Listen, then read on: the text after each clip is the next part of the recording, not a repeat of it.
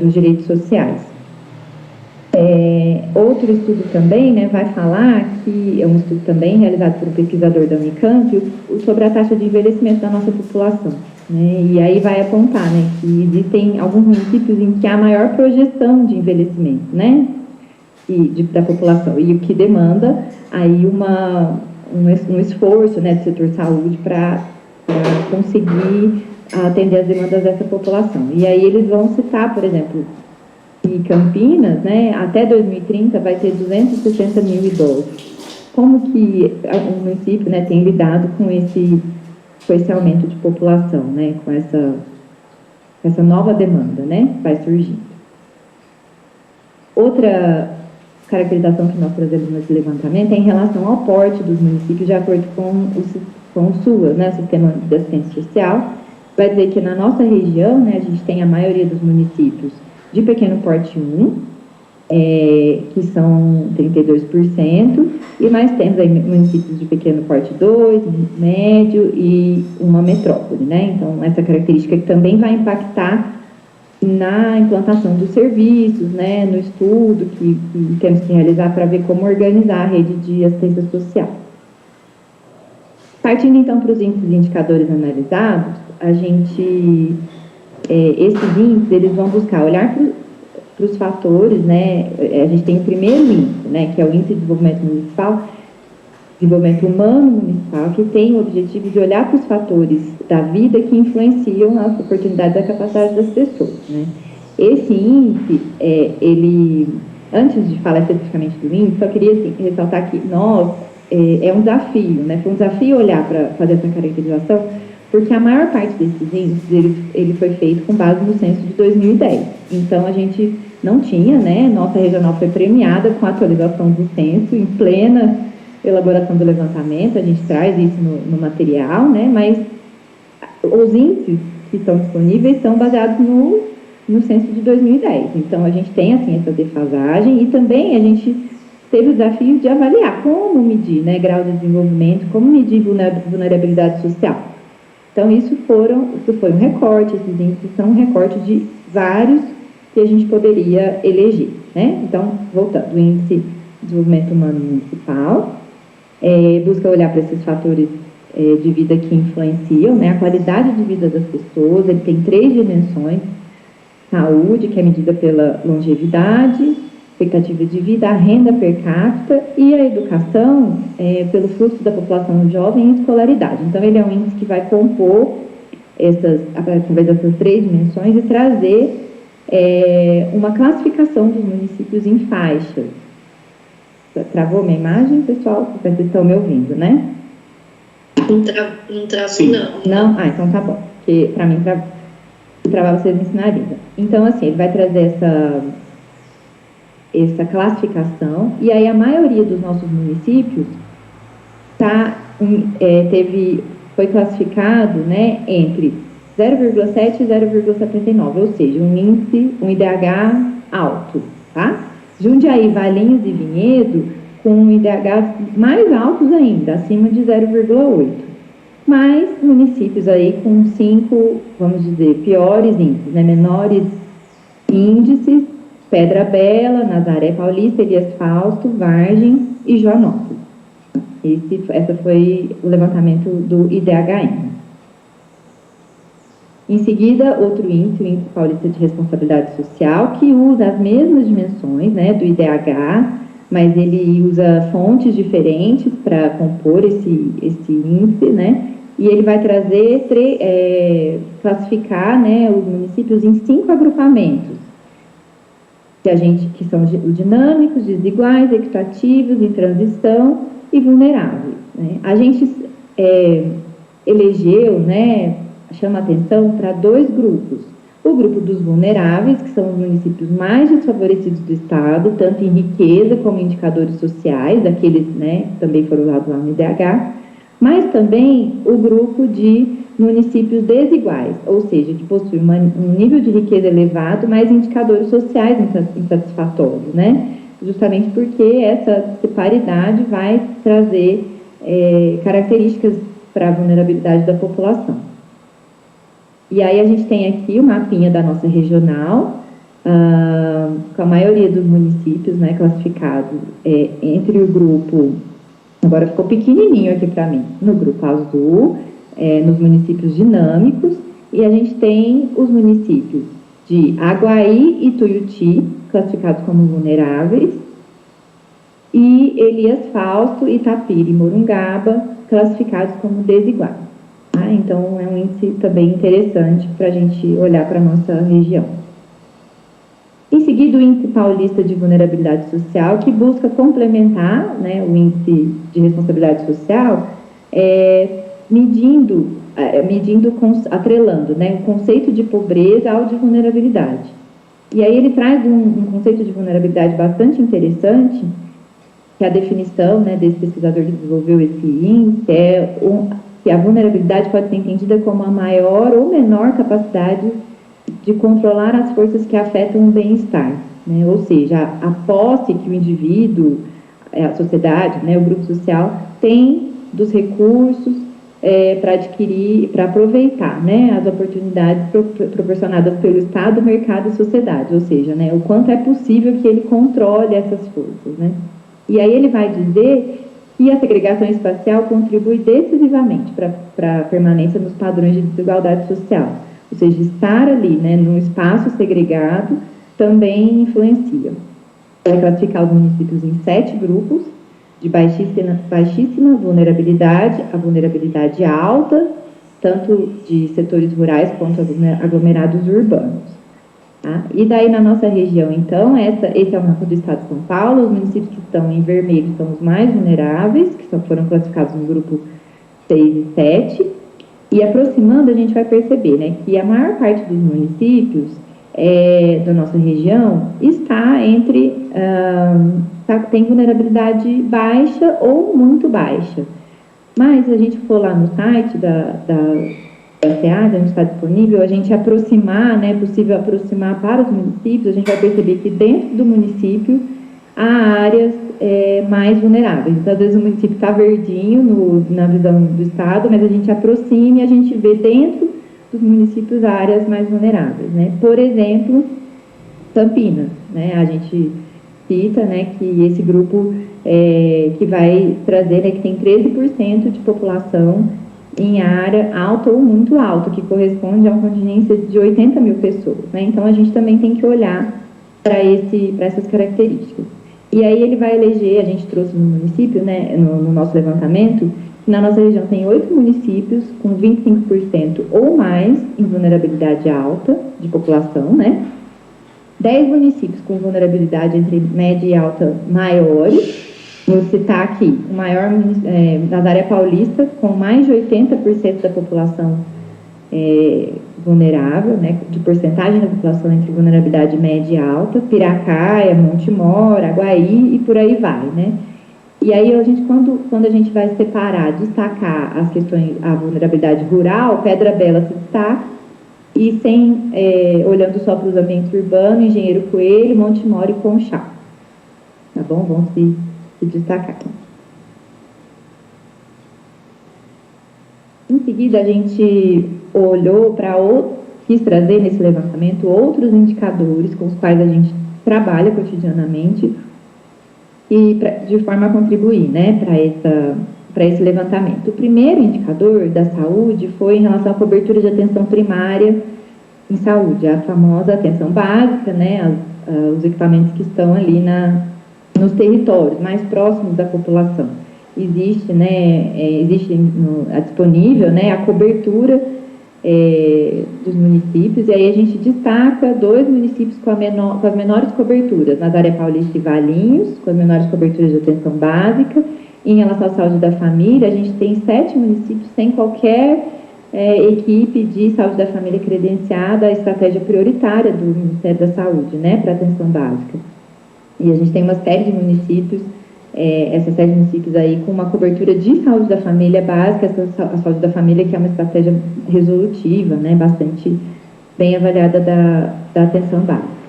Outro índice foram os indicadores de desempenho da atenção primária à saúde, que é um dos componentes que o Ministério da Saúde usa para financiar, para repassar, né, o financiamento da atenção básica através do programa Previne Brasil.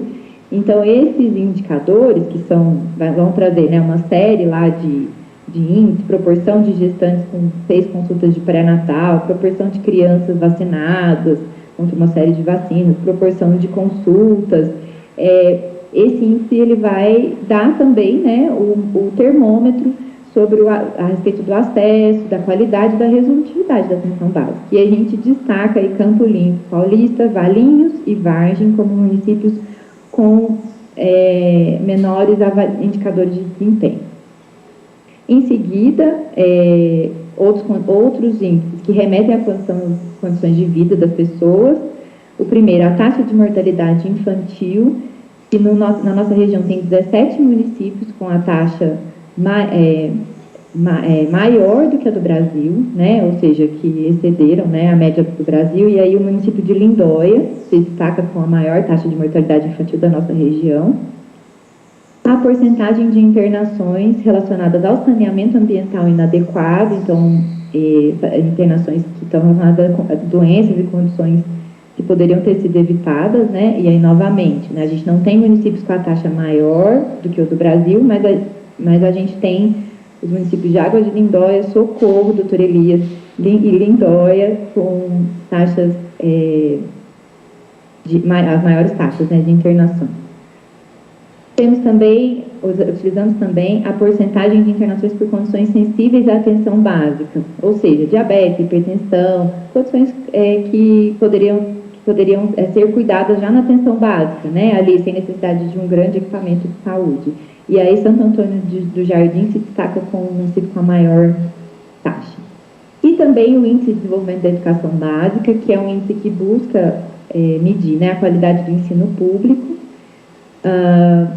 E aí nosso destaque é para o município de Vargem, que além de ter os menores índices, né, nas 3 avaliações, nas 3 etapas, ensino fundamental 1, ensino fundamental e ensino médio, e o município de Santo Antônio de Posse, que não atingiu também a taxa de participação. Foram índices que, né, nós trouxemos, foram compondo essa avaliação. Outro índice que a gente trouxe foi o de insegurança alimentar grave, que é a partir de um mapeamento que foi feito de insegurança alimentar e nutricional, com foco na desnutrição, pela Câmara Interministerial de Segurança Alimentar e Nutricional, que trouxe, né, diante desse cenário, né, brasileiro, em que a gente tem mais da metade da população, 58,7% da população, que convive com a insegurança alimentar em algum grau, esse mapeamento buscou olhar mais para os municípios, né? E aí levantando os municípios com maior porcentagem de desnutrição infantil. E aí o município com maior porcentagem da nossa região foi Pinhalzinho, e a gente também teve municípios que foram indicados com média vulnerabilidade, por exemplo, Campinas, Jundiaí e Paulínia, ou seja, municípios que têm poder econômico, né, têm uma rede alta, mas estão aí, ainda tem esse recorte da insegurança alimentar grave. Outro índice, né, que a gente trouxe, outro indicativo, né, foram as inscrições no Cadastro Único. O Cadastro Único é o principal instrumento de identificação e caracterização da situação socioeconômica das famílias de baixa renda do nosso país. E aí a gente observou, né, que os municípios de Campinas, Jundiaí, Sumaré, Indaiatuba e Hortolândia têm o maior número de inscritos no CAD Único, né, até pela sua população, mas temos aí os municípios com mais de 1/3 da população inscrita no cadastro: Pedra Bela, Águas da Prata, Tuiuti e Estiva. Também olhamos, né, para os índices do programa Bolsa Família e do benefício de prestação continuada, mostrando, né, que trouxeram dados, né, sobre a porcentagem de famílias com índices extremamente pobres inseridas no Cadastro Único, e a gente tem 21 municípios da nossa área regional com índices superiores ao parâmetro nacional. Pessoal, se eu não estou ouvindo? Vocês estão me ouvindo? Eu estou ouvindo. Tá. Ok, vou continuar. Perfeitamente. Tá. Então, a gente tem 21 municípios na nossa regional que tiveram índices de população extremamente pobres superiores ao parâmetro estadual. E, além desses 7 que tiveram índices superiores ao parâmetro nacional. E aí eu vou citar Hortolândia, Elias Fausto e Cajamar, né, que estão entre esses municípios. E em relação ao benefício de prestação continuada, né, que é o benefício para pessoas idosas e acima de 65 anos e pessoas com deficiência, com renda familiar por pessoa inferior a 1/4 do salário mínimo, a gente tem Sumaré, Bragança Paulista e Hortolândia com o maior número de inscritos no benefício de prestação continuada. Em relação à nossa atuação do NAT, né, o NAT aqui na área regional de Campinas já atuou em 35 municípios, promotorias da nossa região. Então, nós somente 4 municípios, 4 promotorias que nós nunca tivemos atuação. Então, um número, a gente tem uma atuação concentrada em alguns municípios, né, por demanda, mas temos aí, quisemos trazer também para esse levantamento observações a partir da nossa experiência, né, desse conhecimento que foi acumulado durante esses 11 anos sobre a política pública. E aí a primeira demanda, né, o primeiro dado que nós trouxemos nesse levantamento foi em relação à educação inclusiva, né? A gente tem observado um aumento de demanda para contribuições, né, da nossa assessoria técnica nos procedimentos relacionados à educação inclusiva na nossa região. E aí a gente tem dados da Secretaria Estadual de Educação que mostram, né, que houve de 2019 para 2020 um aumento de 22% a mais de alunos com deficiência matriculados na rede, e esse aumento também foi de alunos nas classes comuns, ou seja, né, a demanda que está realmente objetivando a educação inclusiva, né, os alunos chegando na rede municipal. Por outro lado, a gente tem 7 municípios da nossa regional com mais de 40% dos alunos com deficiência que permanecem em salas exclusivas, né, que permanecem nesse modelo de educação segregada, excludente, que a política de educação especial visa superar. Outra demanda que nós temos percebido aqui na nossa regional, né, que ela é histórica e, ao mesmo tempo, tem havido um aumento, né, e também pelas conversas, muitas vezes, que a gente faz com os promotores e com os colegas, né, que atuam nas promotorias, em relação à demanda de acolhimento e moradia, né, de pessoas com transtornos mentais, pessoas com deficiência, que envelhecem, né, ou que completam 18 anos no serviço de acolhimento. E aí a gente trouxe dados sobre a existência de residências terapêuticas, residências inclusivas na nossa região, né, são 12 residências inclusivas na nossa região e 40 residências terapêuticas. A nossa região é uma região que tem hospitais psiquiátricos em funcionamento ainda, né, em Amparo, Itapira, Pinhal, Indaiatuba, então tem uma população que acaba estando relacionada, né, criando uma demanda devido a esses hospitais na região. A gente também percebe um aumento muito recente, né, justamente em razão dessa demanda, de instituições particulares que vão surgindo, né, e aí posso citar aqui o município de Atibaia, por exemplo, com as instituições específicas para a pessoa com transtorno do espectro autista. Então, são demandas, uma demanda que nos sobressai, né, que vamos dizer aí de uma característica também da nossa regional. Em relação à rede de atenção psicossocial, aí foram vários projetos, né, citados sobre a rede, também trouxemos elementos de diagnóstico, né, de conhecimento da nossa rede, principalmente baseados, né, nos planos regionais da rede de atenção psicossocial, que foram elaborados pelos DRS e que são instrumentos de diagnóstico e planejamento das ações prioritárias em saúde, né? Então, esses planos vão já apontar, né, na nossa região a necessidade de melhoria da cobertura e da qualidade de atenção primária, o fortalecimento dos NASFs, qualificação da atenção especializada e a falta de recursos humanos, né? Então, a necessidade de adequar os quadros de recursos humanos dos CAPs, dos NASFs, né? Dos centros hospitalares. E aí eles também vão trazer, né, quais são os equipamentos propostos e pactuados já na comissão intergestores bipartite, ou seja, entre os municípios e estados, a serem implantados na nossa região.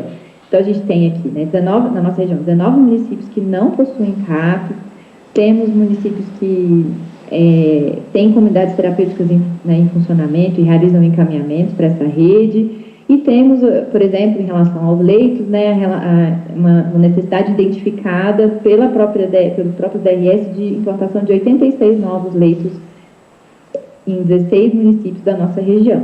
Então, um instrumento que pode auxiliar na definição também das prioridades. Também em relação à rede do Sistema Único de Assistência Social, a gente atua bastante, né, no levantamento e na avaliação desses equipamentos que são cruciais para o acesso aos direitos, né, das pessoas, e a gente observa corriqueiramente, né, uma déficit, né, nesses equipamentos, seja de recursos humanos, seja de estruturas, né, condições para os trabalhadores executarem os serviços previstos na política, e a gente foi também levantando, né, com base nos parâmetros do governo federal, quais seriam os municípios que precisariam, e com estudos também que nós realizamos ou que já foram realizados, que precisariam de fortalecimento desses equipamentos, né? E aí a gente cita o município de Nazaré Paulista, que é o único município da nossa região que com mais de 20 mil habitantes que não possui CREAS, e municípios, por exemplo, como Hortolândia, Indaiatuba, Jundiaí, Sumaré, que tem somente um CREAS, quando pelo parâmetro deveriam ter mais de um, né? E a gente percebe que mesmo nas metrópoles, né, e nas cidades de grande porte, como Campinas, Hortolândia, Várzea Paulista, esses equipamentos têm déficit de recursos humanos, né, de acordo com os parâmetros.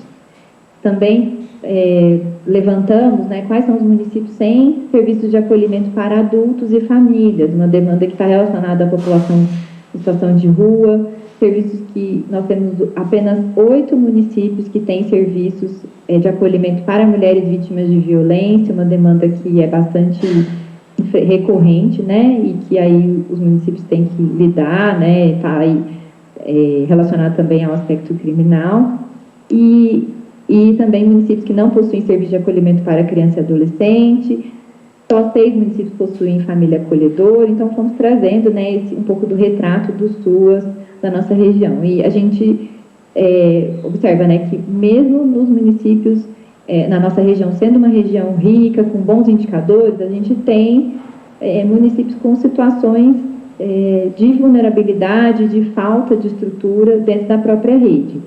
E aí também a gente cita um estudo da FEAC, realizado aqui em Campinas, com o qual, por exemplo, a doutora Elisa já trabalhou bastante, o doutor André, que mostra que uma reestruturação, né, além da implantação de novos CRAS, a redistribuição, né, desses CRAS aumentaria a cobertura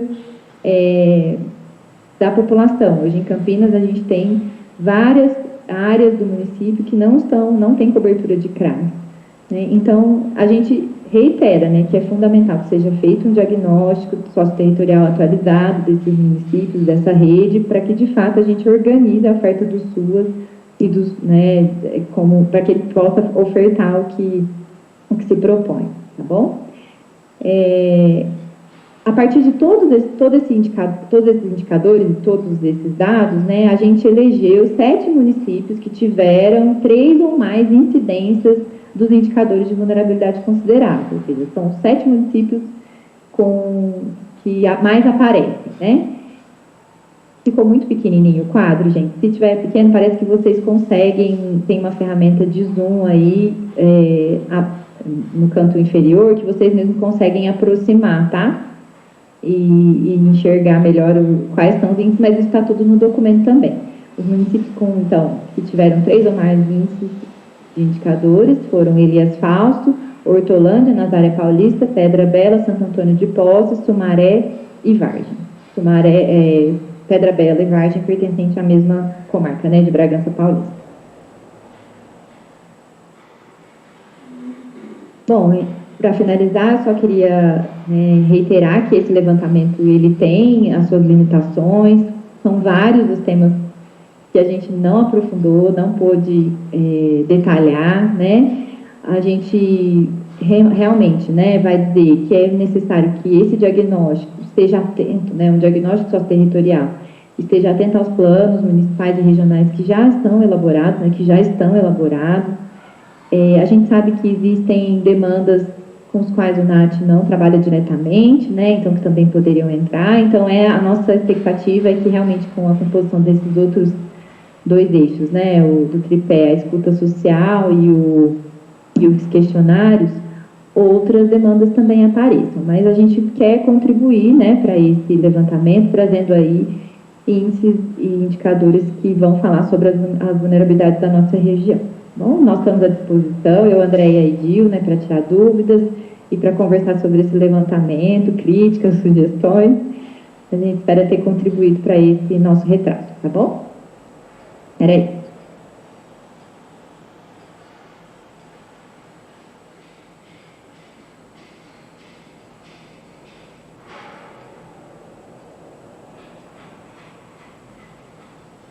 Saiu a apresentação ou não? Ainda não, ainda está aqui. Tá, peraí. Acho que vai entrar de novo e sair, né? Saiu. Saiu? Então tá Saiu. bom. Obrigada.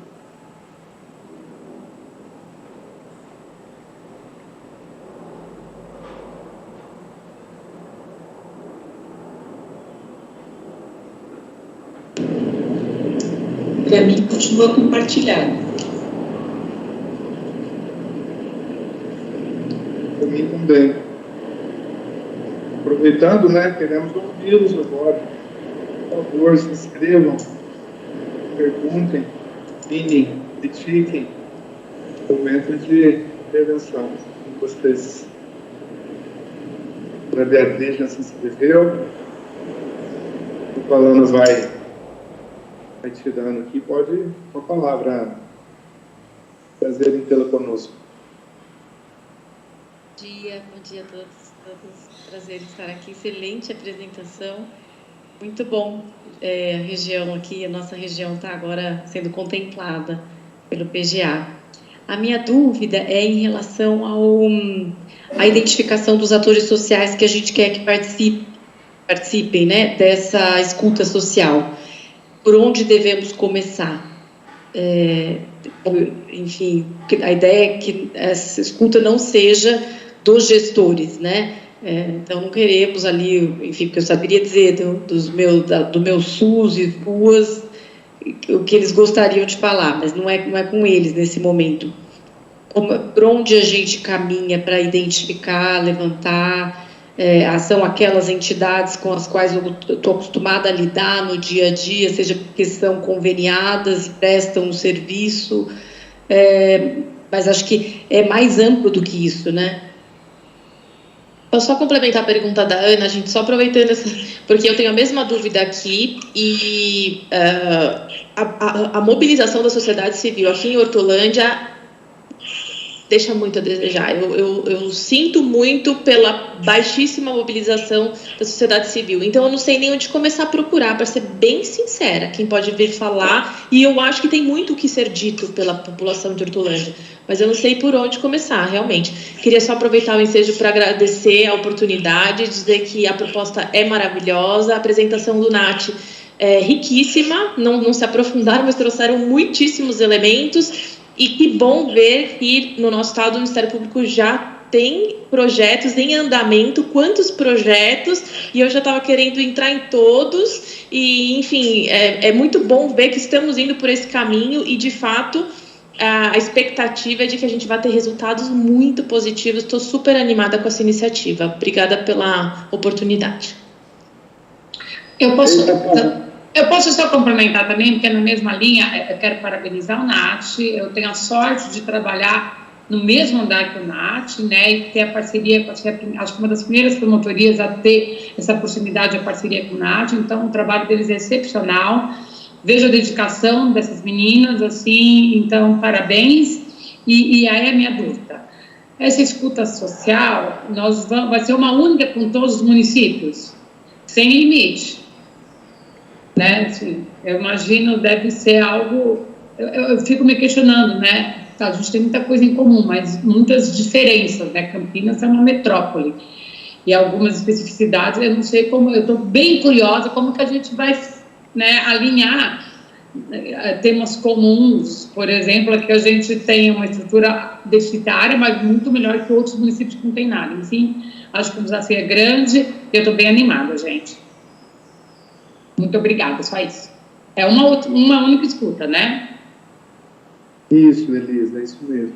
Já dialogando, mas assim, peço que a Lana, a Gil, a Andréia, a Júlia, que está aqui, que são do NAT, que tem conduzido o processo de seleção, intervenham depois, né, mas já dialogando um pouquinho com a Renata e com a Ana Beatriz, uma ideia é a gente convidar os conselheiros de conselhos de direitos, representantes da sociedade civil. Né? A gente tem feito isso em outras regiões, tem funcionado, não prejudica outras iniciativas. Né?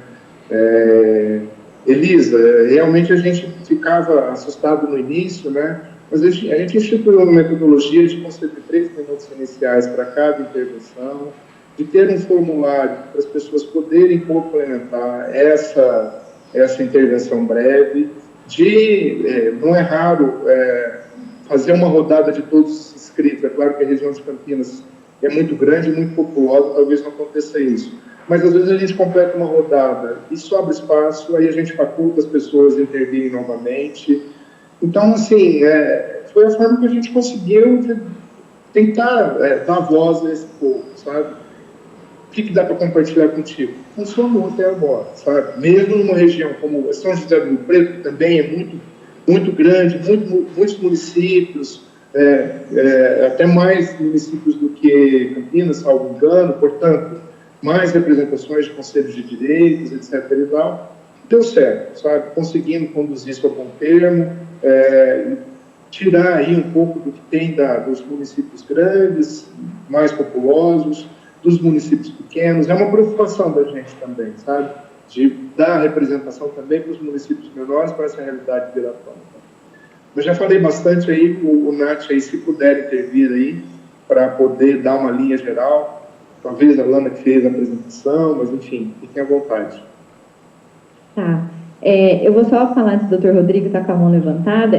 A gente já conversou um pouquinho, né, sobre esse desafio, porque, na verdade, a gente nós do NAT, temos muito contato com pessoas, gestores, pessoas dos equipamentos, né? Então, a gente fica um tanto preocupado mesmo, assim, de como, né, na direção que a doutora Renata está falando, como a gente vai chegar, especialmente nos municípios menores, né, para que tenha essas... Porque Campinas, a gente imagina que vem em peso, né, doutora? Tem muitos movimentos sociais fortalecidos, tem a Unicamp, que é uma grande universidade. Então, assim, a gente assim, pensa que um esforço, né, coletivo, às vezes entre os oficiais, né, os analistas que têm contatos, podem ajudar a identificar, conhece lá a associação de mães, né, ou conhecem o movimento da juventude e tal, podem trazer, né, quem são essas pessoas, porque, especialmente nos